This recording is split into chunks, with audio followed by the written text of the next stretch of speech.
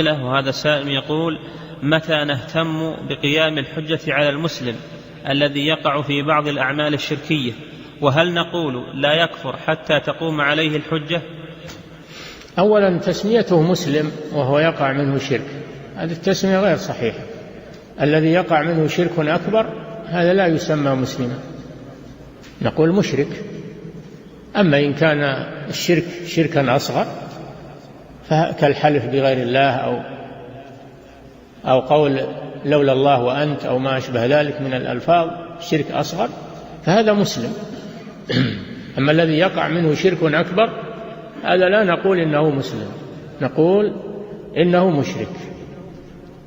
ولا يعذر بالجهل إذا كان يعيش بين المسلمين ويسمع القرآن ويسمع الأحاديث ويسمع كلام أهل العلم ولم يقبل ذلك واستمر على ما هو عليه، هذا لا حجة له ولا عذر له، قامت عليه الحجة. نعم.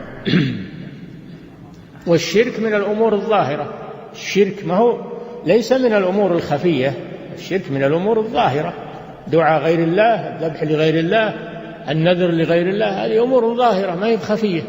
نعم.